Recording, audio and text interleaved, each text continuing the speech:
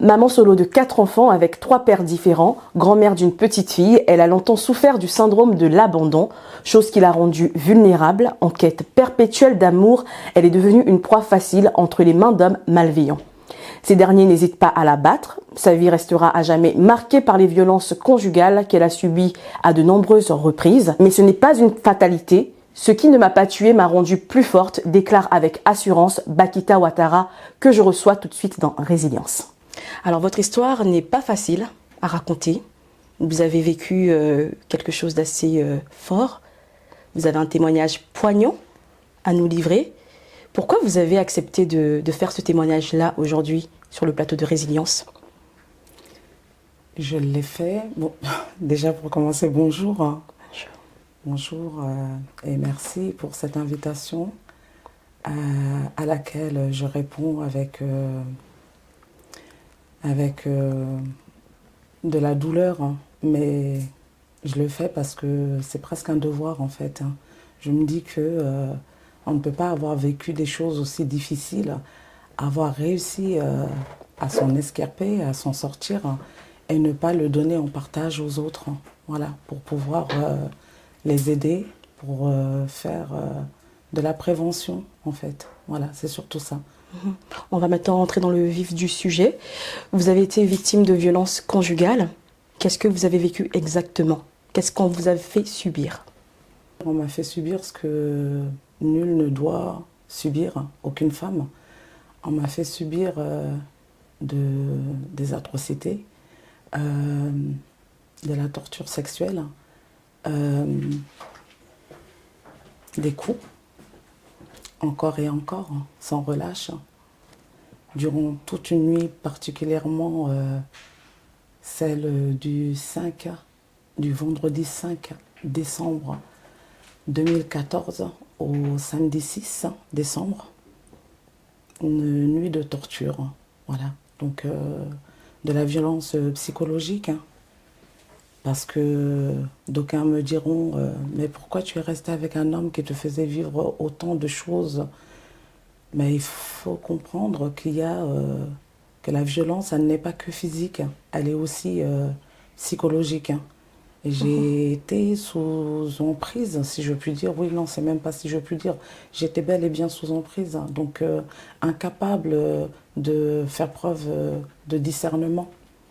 Et j'étais comme un animal qu'on avait réussi à traquer et à mettre dans un enclos, voilà, derrière des grilles.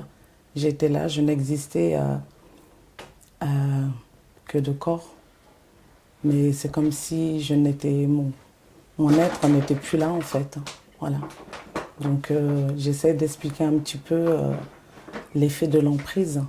Voilà. Parce que c'est facile pour beaucoup de dire mais il fallait partir, pourquoi tu es resté? Pourquoi vous êtes resté alors? Je suis restée parce que c'est ce que je suis en train de dire. J'étais clairement sous emprise. Aujourd'hui, je suis capable de mettre des mots sur les mots que j'avais à l'époque. Voilà. Mais au moment où tu y es, tu ne te rends pas compte de ce que tu vis. Tu n'as pas conscience que tu es sous emprise. Voilà, parce que une fois que tu es parti dans la douleur, dans le drame, en fait, tu es dedans. Et pour ma part, j'ai compris aujourd'hui que cette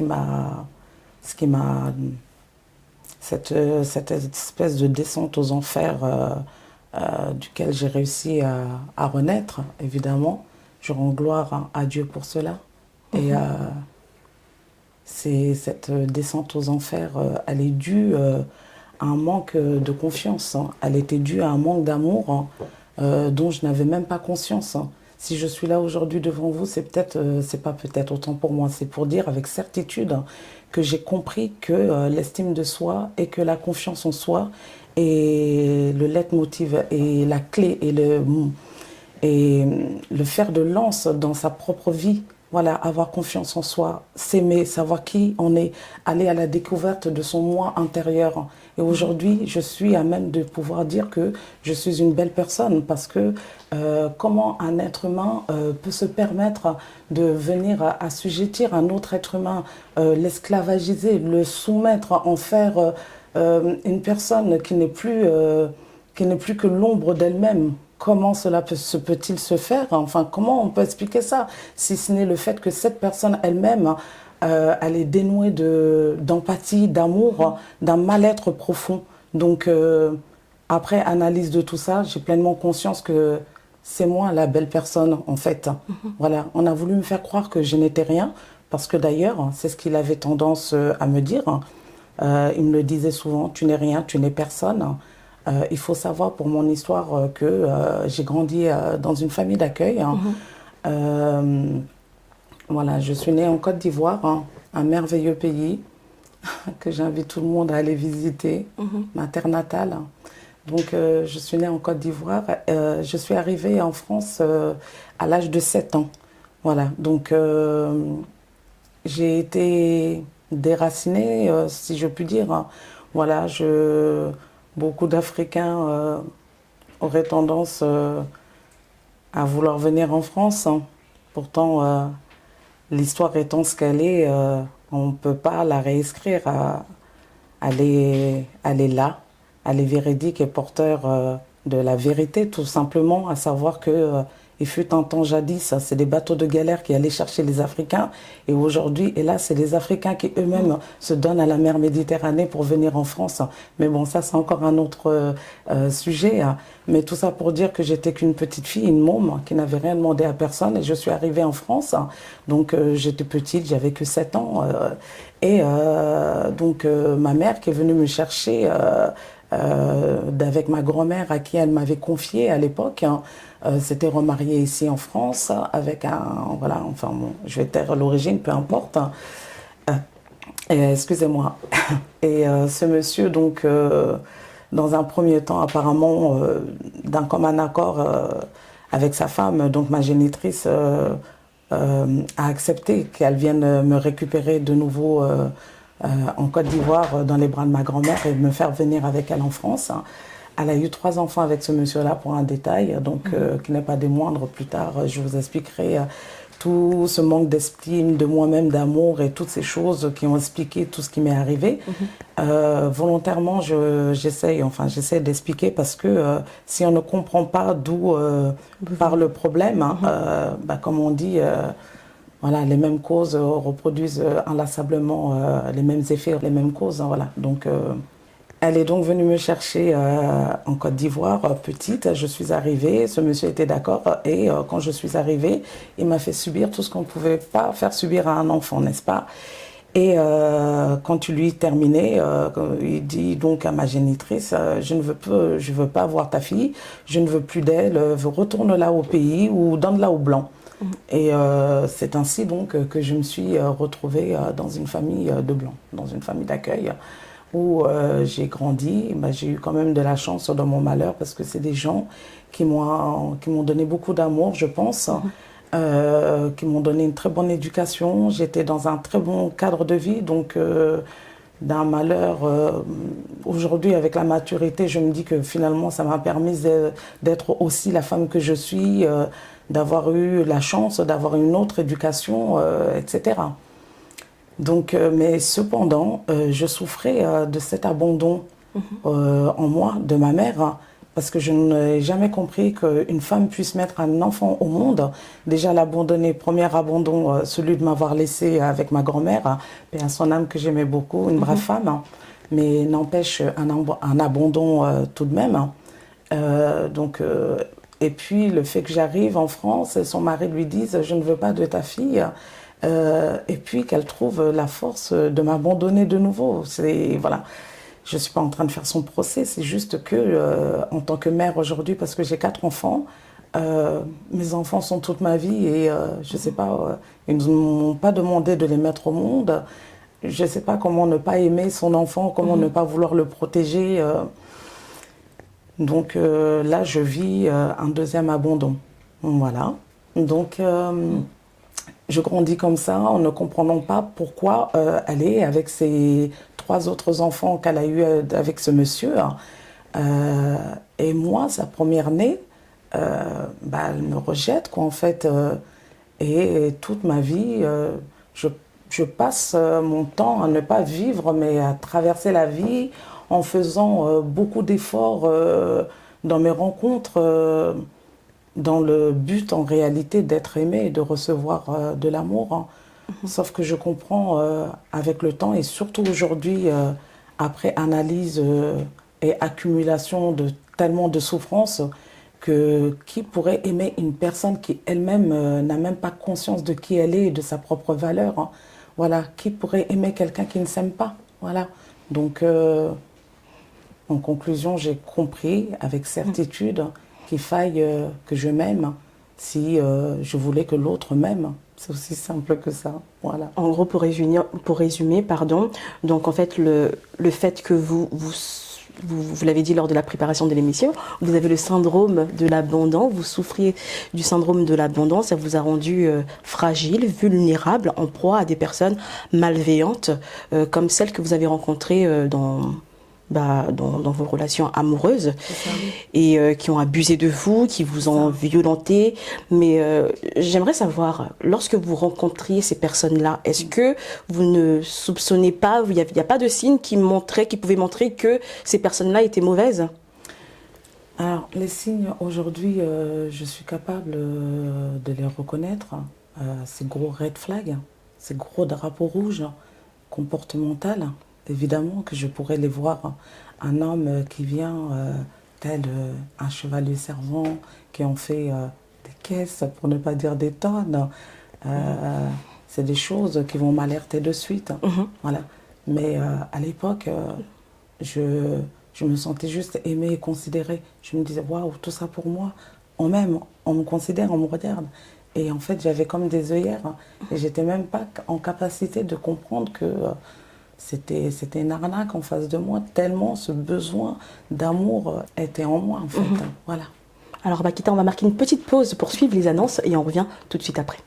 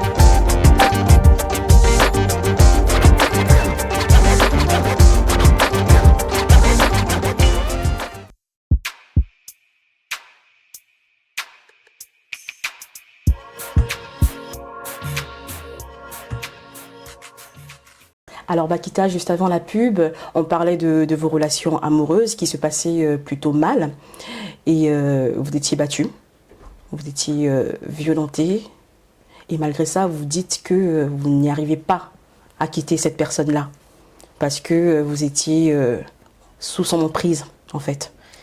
Alors moi il y a un détail aussi qui m'a marqué dans votre histoire, c'est que malgré tout ça, le monsieur a réussi à vous convaincre de faire un bébé avec lui. Comment ça a été possible? En fait, le piège, parce qu'il s'agit d'une arnaque, hein, tout est faux dès le départ. Hein. Le jeu est tronqué, il sait parfaitement ce qu'il fait. C'est clairement un manipulateur. J'ai même eu à comprendre pour la première fois dans le bureau d'une psychologue qu'il s'agissait d'un pervers narcissique.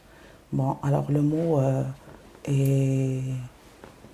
Comment est-ce que je pourrais le dire aujourd'hui, pas démocratisé, mais enfin, les gens, ils auraient tendance à l'employer de manière abusive, enfin, à tort et à travers. Une fille qui sort avec un homme, il n'a pas été très avenant, tout simplement. Elle parlera d'un soi-disant pervers narcissique. Non, pas du tout. Un pervers narcissique, c'est quelqu'un qui est vraiment, enfin, c'est un manipulateur, réellement. C'est quelqu'un qui te cible, qui a senti en toi une force que toi-même tu ne vois pas. Oui. La cible des pervers narcissiques sans prétention aucune sont des personnes comme moi, des êtres de lumière, des personnes fortes, des personnes vaillantes, des braves femmes en général. Voilà. Donc évidemment qu'ils ne viendront pas s'attaquer à une personne qui n'est pas en capacité de faire quelque chose. Enfin voilà. Ils se servent de toi en fait. Voilà. Donc je sais pas comment ce que j'ai pu... c'est qu'en fait, tout est une arnaque, c'est de la tromperie, c'est une supercherie. Donc, comme je l'ai dit en amont, ils viennent sous la bannière, sous la casquette d'une personne qu'ils ne sont pas. Voilà, c'est des vrais menteurs, c'est des vrais comédiens, ils savent parfaitement ce qu'ils font. Donc, cet homme, en l'occurrence, était venu, quand on s'est rencontrés, il m'offrait des voyages. On allait manger dans des plus beaux restaurants de Paris, sur la Seine, des voyages à Londres et autres. Du coup, je me sentais tout simplement aimée et considérée en fait. Et c'est pas une question de ne pas être en capacité de m'offrir ces choses-là parce que je ne souhaiterais pas qu'il y ait un amalgame soit fait avec ces filles que je plains énormément, qu'ils oublient de travailler de leurs 10 mains, d'avoir un compte en banque à elles et d'être en capacité de se payer un petit resto. Moi, je suis en capacité de le faire. Donc, ce n'est pas une question de... parce qu'il m'a montré des choses reluisantes que je me suis laissée mettre des œillères et fermer les yeux. Pas du tout. Donc, je tiens à bien appuyer sur ce petit point. Mais voilà, donc quand tu es en manque d'amour et que tu n'as même pas conscience de quitter, quelle est ta problématique, de quoi tu souffres réellement, que tu as été abandonné par ta famille et que tu n'as jamais réellement reçu d'amour, que tu as grandi dans une famille d'accueil. Enfin bon, moi, j'avais pas fait le temps, j'avais pas pris le temps de faire... comment dirais-je, le travail intérieur, comme je disais, tout simplement. Du coup, j'ai pas vu venir quoi que ce soit, je me suis juste sentie considérée. Et du coup, l'objectif de ces personnes, c'est de faire de telle sorte à ce que l'emprise soit faite. Et une fois qu'ils sentent que tu es faite comme un rat, j'ai envie de dire, ou tu es fait parce que les pervers narcissiques existent aussi au féminin. Hein, voilà. Donc, quand ils sentent que l'emprise est là et que les taux se sont resserrés, que la personne est vraiment amoureuse, maintenant, ils commencent à dévoiler un petit peu leur façon d'être. Donc, oui, j'avais déjà 3 enfants et il était hors de question que j'ai un 4e. Pourquoi faire? D'autant plus que, n'étant pas avec le géniteur, j'eus à lui confier, je pense, encore une fois, avec du recul, un de mes secrets, à savoir que ça me tuerait d'être avec un enfant de plus sans être avec le père. Et du coup, il a joué sur ça pour pouvoir me mettre tout simplement sous son emprise. En fait, c'était sa carotte, c'était son arme de chantage, l'enfant. Et moi, j'ai pas vu ça venir. Hein. Mais néanmoins, je lui ai dit, parce que ça a été des bagarres verbales, hein, enfin, on s'est beaucoup pris la tête. Parce qu'il insistait énormément pour que je tombe enceinte. Je lui ai dit, mais pourquoi faire? J'ai déjà 4 enfants, 3 enfants, enfin. Je vais faire quoi avec un 4e? Ici, par je ne sais quel malheur, on n'est plus ensemble. Ça serait, moi, je me fous en l'air, quoi. Je ne supporterais pas cette idée de... Et voilà, que je venais de lui confier l'arme, finalement, pour pouvoir se jouer de moi. Donc, pour lui, il était presque... C'était devenu vital que je tombe enceinte, en fait, parce que pour lui, c'était la solution pour me tenir. Et tout ça, je le comprendrai bien de temps après. Quoi. Et quand vous tombez enceinte, est-ce qu'il se calme?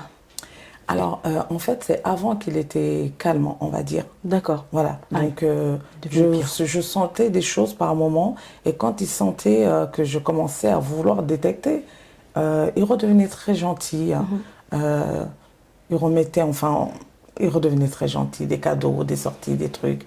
Je lui disais, non, ta manière de me parler ne me sied pas, je sais pas, ça me dérange. Je sais que j'ai eu à lui dire à plusieurs reprises que je voulais qu'on arrête la relation. Et là, il redevenait tellement merveilleux, encore plus que la première fois. Enfin bon. Et c'est quand je suis tombée enceinte. Donc, je suis tombée enceinte, mais sincèrement, c'était pas un souhait en tant que tel. Je me souviens de ma première, Mélisande, avec son père, on l'a vraiment désirée. Donc, je sais faire la différence avec mon envie et le fait qu'on m'ait manipulée pour y parvenir. Mais je ne regrette pas. Je sais pas, ma petite poupée, elle s'appelle, c'est son petit nom à la maison, poupée, voilà. Donc, c'est un bonheur de l'avoir, tout simplement. Mais c'était pas un choix en tant que tel, réellement. Il a réussi à me faire tomber enceinte sous, pas la contrainte, mais à force de manipulation. Il m'a eu à l'usure, voilà. Voilà. Donc, c'est une fois que je suis tombée enceinte, j'ai eu droit à la première claque à 5 mois de grossesse. Voilà. D'accord. Et à cette fameuse nuit aussi dont vous parliez, j'aimerais en savoir un peu plus. Qu'est-ce qui vous a fait ce jour-là? La nuit du 6 décembre, c'est ça? Samedi 6 décembre 2014, si ma mémoire est bonne, c'était ça?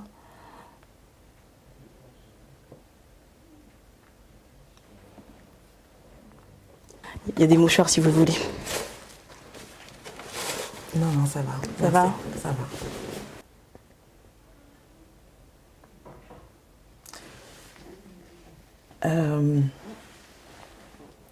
Mon fils a son parrain et sa marraine, Catherine et Pascal, qui sont venus le récupérer pour passer le week-end chez eux. Ils partaient à la campagne. Et la marraine de mon fils, Catherine, était en train de me dire quelque chose dont je n'ai souvenir. Mais, et comme toujours, en fait, il faut savoir que là, à ce stade-là, je n'ai plus d'amis.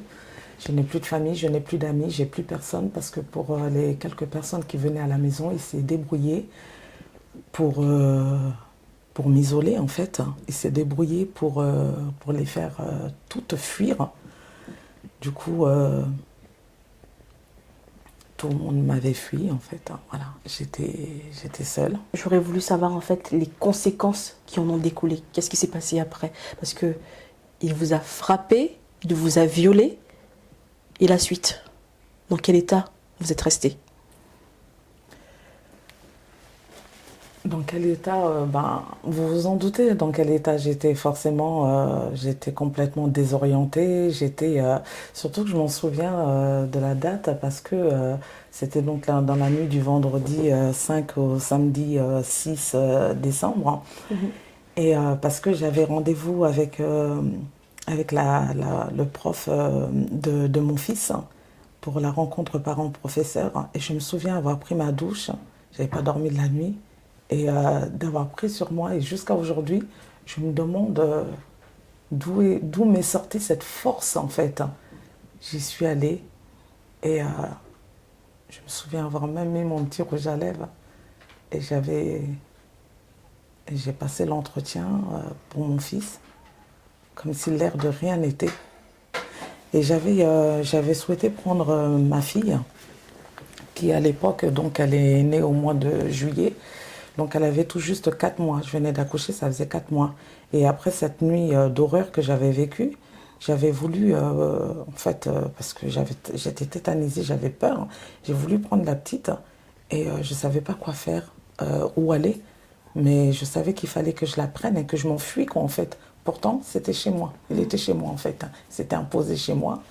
Et quand j'ai l'impression qu'il avait compris, parce qu'au moment où j'ai voulu prendre la petite, il m'a regardé, mais avec un sourire narquois, vicieux, en me disant « Non, pars, je la garde, on t'attend. » Waouh.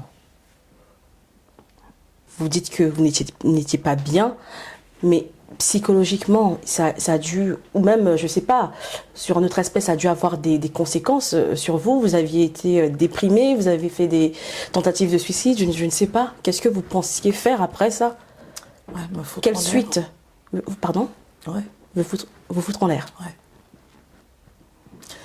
Mais il y avait cette petite fille qui était là, qui est toujours là, poupée, qui n'a rien demandé. Et mes autres enfants, voilà. Donc, je suis leur seul parent. J'avais pas le droit à cause de mon mauvais choix, à cause de mon manque de discernement, à cause de mon envie effrénée d'être tant aimée, d'avoir pas, oui, à cause de mon manque de discernement, j'avais pas le droit, en plus de les priver du seul parent en ma personne qu'ils ont.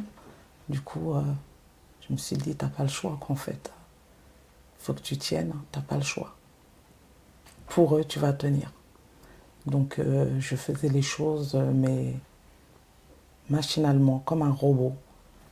Je sais pas. L'Éternel est merveilleux. Il m'a donné une force que je ne comprends pas en fait. Parce que voilà, tous les jours, comme un soldat, comme une guerrière, j'étais debout. J'anticipe, petite astuce pour les mamans un peu mal organisées. Je faisais l'état de chaque enfant dans la salle de bain jusqu'à la culotte, aux chaussettes, tout est positionné. Pour le lendemain, question d'organisation. Donc, ouais, j'ai tenu, je sais pas, c'est un miracle. C'est vraiment un miracle, j'ai tenu. Est-ce que vous avez pensé à vous faire accompagner? Oui, j'ai fait une psychologue. D'accord. Ah ouais, carrément. Parce que comme j'avais plus personne à qui me confier, à qui parler, et pour les 2-3 personnes qui restaient, dont ma cousine, hein, et même le parrain, la marraine de mon fils, hein, des gens... en fait, j'avais vraiment honte, en fait. Je n'osais pas leur expliquer... Je ne pouvais pas leur dire tous les sévices qu'ils m'avaient fait subir durant cette nuit-là. J'avais honte et puis je m'en voulais à moi-même en fait. Je me disais, mais comment une femme comme toi, parce que je suis tellement forte au quotidien pour tout dans la vie, et là, à cause de soi-disant vouloir se faire aimer, on peut se laisser maltraiter jusqu'à ce point en fait. Du coup, j'avais vraiment honte. J'avais honte. Mais j'ai juste envie de dire en témoignage qu'il ne faille avoir honte. Voilà, c'est pas nous les coupables. On n'est pas coupable de juste vouloir être aimé, ce qui est un sentiment tout à fait normal. C'est l'autre qui fait subir toutes ces méchancetés, qui doit s'en vouloir et qui doit être honteux. Voilà. Alors par la suite, vous avez quand même eu aussi le courage de mettre un terme à cette relation et vous avez même saisi la justice. Oui, parce que, en effet, et c'est de là que découlera la femme que je suis aujourd'hui, que j'apprécie tant de rencontrer enfin, voilà, dont je suis extrêmement fière, Paquita, moi, voilà. Parce que après tout ça, j'étais tellement angoissée, je faisais les choses, comme je l'ai dit, machinalement. Mais à côté de ça, je n'avais pas de vie. J'avais très peur des hommes. En fait, j'avais peur de tout le monde. Hommes, femmes, j'avais peur des gens. J'étais devenue... je faisais semblant parce que la vie m'a appris à porter une armure, un masque sur moi de quelqu'un qui paraît. Mais intérieurement, j'étais détruite. Et j'avais peur des gens. Mais les hommes particulièrement, n'en parlons même pas. Un homme qui s'approche même de moi dans les transports, mon cœur il bat, je suis très très très stressée. Et donc cet homme m'avait dit, si tu me quittes, je te tuerai. Je sais que tu aimes la coquetterie, tu ne pourras plus jamais reporter de talons de ta vie. Un jour, quand tu n'y t'y attendras pas, je surgirai de nulle part et je te briserai les jambes. Et cette phrase résonnait constamment dans ma tête. Et quand je rentrais du travail, je regardais constamment à droite, à gauche, derrière moi. J'étais tout le temps angoissée. Et un jour, j'en ai eu marre, en fait. J'en ai eu marre, j'ai craqué. J'ai craqué littéralement. J'avais plus envie de sortir de la maison, aller travailler. J'avais plus de force, en fait. Émotionnellement, j'étais arrivée à cran, à bout. Et ce jour-là, encore un miracle. Je m'assois. Je commence à écrire au JAF, au juge aux affaires familiales de Paris. Je lui explique toute la situation. Je lui explique vraiment tout ce que j'ai subi cette nuit-là, particulièrement le fait qu'il ait pris un couteau, qu'il l'ait mis en dessous de ma gorge, qu'il l'ait descendu devant mon ventre en me disant « je vais te tuer ».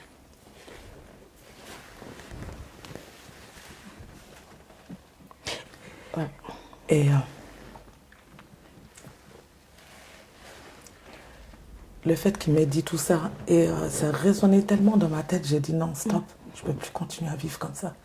Du coup, je lui ai expliqué tout ça et je l'ai imploré de me venir en aide à ma fille et à moi, de nous protéger. Je lui ai demandé une déchéance totale en paternité, que légalement, il n'ait plus aucun droit.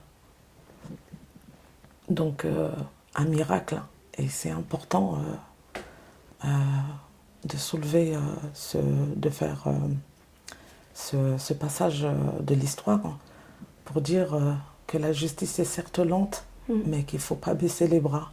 Parce que sans cette justice, hein, je ne sais pas si j'aurais réussi. C'est vrai que c'est un peu difficile, j'ai la larme qui me remonte parce que je revois certaines choses. Mais globalement, je vais mieux et j'ai pu quand même me reconstruire. En tout cas, je ne suis plus dans la peur. C'est juste de me remémorer ça, de me dire c'est horrible. C'est horrible qu'il puisse exister des gens si horribles sur Terre, en fait. C'est ça qui me fait remonter la petite larme. Mais bon, sinon que je vais nettement mieux, je vais bien même. Je suis en capacité de dire qu'il ne faut pas perdre espoir. Il faut, la justice, elle est lente, mais de plus en plus reconnue, parce qu'il y a des femmes qui se battent, il y a des gens qui vont vers. Et moi, j'ai été légitimée, je me suis sentie exister et reconnue de par le retour positif de la JAF, qui a reconnu ce que j'avais vécu et qui, de ce fait, m'a protégée, nous a protégés, mes enfants et moi. Voilà, en semant toute juridiction de l'État français, que si cet homme s'approchait à tant de mètres de moi, de le mettre, de le neutraliser, de le mettre en prison, tout simplement. Donc le simple fait de savoir qu'on reconnaît ce que j'ai pu vivre comme légitime, ça m'a... Je me suis dit, on m'a entendu pour une fois. Cet homme, aujourd'hui, évidemment, bon, on n'a plus jamais eu de ses nouvelles parce que dès l'instant où sa proie que je fus s'est enfuie, bon, ben, voilà, il faut qu'il aille certainement se greffer sur une autre proie. Malgré ce que vous avez vécu, Bakita, vous dites que vous ne devez pas arrêter d'être une bonne personne envers les autres. Jamais. Oui, j'y ai pensé à un moment. Je me suis dit, j'en ai marre de tout le monde. Ça y est, c'est bon. Là, je vais devenir méchante. Le prochain qui m'approche, je vais l'insulter. J'ai failli dire 2-3 petits gros mots là, mais bon, non. Mais non, nul n'est fait pour être seul. Et il y a des belles personnes, hein, mais ces belles personnes ne peuvent pas venir vers toi tant que toi-même, tu n'es pas en capacité de reconnaître que tu es une belle personne. Voilà. Donc, le fait que tu ailles mal, bah, obligatoirement, tu vas attirer à toi des gens qui vont mal. Parce que ce genre d'énergumènes, on va les appeler ainsi, c'est des gens qui, j'ai presque envie de les plaindre, je n'irai pas jusqu'à là, mais clairement, elles ne vont pas bien. Voilà. Alors Bakita, aujourd'hui, tout va bien, vous êtes restaurée. Oui. Et quel message aimeriez-vous adresser aux femmes qui sont victimes de violences conjugales? Je voudrais leur dire que c'est pas facile. C'est pas facile de partir pour X raisons. La raison comme moi de la personne qui veut juste être aimée et qui se dit, comme on le dit chez nous en Afrique, ça va aller, je vais redoubler d'efforts et puis bah, qui va changer, ça va aller. Mais dès l'instant où vous sentez qu'il y a un couac, que c'est pas fluide, parce que l'amour c'est un beau sentiment, c'est un sentiment de complémentarité. Quand tu es avec une personne qui t'aime sincèrement, tu le ressens. Il n'y a pas de prise de tête, hein. Non pas qu'il n'y a pas... la vie n'est pas un long fleuve tranquille, hein, mais les choses sont relativement fluides et tu le ressens au fond de tes tripes, hein, que vraiment c'est ça quoi en fait. Hein. Voilà, donc dès que tu sens qu'il y a un mal-être, il y a quelque chose qui... comme si c'était cranté, c'est vraiment... c'est des signaux tout ça. Il ne faut pas les taire, il ne faut pas faire semblant, il ne faut pas toujours vouloir se dire qu'on va changer l'autre. Nul n'est là pour changer l'autre. Personne n'a à changer l'autre. Chacun vient avec ce qu'il est et l'autre t'accepte comme tu es parce que tu es comme ça. C'est ce qui explique qui tu es. C'est ce que tu es. Donc personne n'a à te changer. Et c'est l'amour faisant qu'on cherche à s'améliorer. Parce qu'après tout, être avec quelqu'un, c'est vouloir qu'il soit la meilleure version de lui-même ou d'elle-même. Voilà. Mais en aucun cas, accepter d'être avec quelqu'un qui veut vous dénaturer et qui vous fait perdre votre sourire. Moi, je me souviens, j'étais quelqu'un qui souriait beaucoup, ça revient. Voilà, je souriais énormément. J'avais une espèce de naïveté qui s'en est envolée du coup, hein. Bon, ça, c'est pas une mauvaise chose non plus. Ça évite, ça permet aussi d'être plus lucide et de faire davantage appel à son discernement. Donc, ne soyons pas naïfs, mais voilà, faisons appel à notre discernement. Voilà, ne pas vouloir être aimé à tout prix. Voilà, aimez-vous vous-même avant tout. Voilà, cherchez à être heureuse vous. Dès l'instant où vous vous connaissez, vous êtes bien avec vous-même, de manière sine qua non, vous serez bien avec l'autre. C'est, voilà ce que je peux dire. Et aussi que si j'étais un livre, le tome 1 serait Aime-toi et la vie t'aimera. Et en bonus, le tome 2, Bakita ou la résiliente. Voilà. Bravo Bakita pour ce parcours. Et encore une fois, merci beaucoup d'avoir accepté de témoigner. C'était pas facile, Non. mais vous l'avez fait et je pense que ça va aider beaucoup de femmes qui nous regardent ce soir. Voilà, c'est la fin de Résilience. Je vous donne rendez-vous pour un prochain numéro. À bientôt. Sapi's greatest production.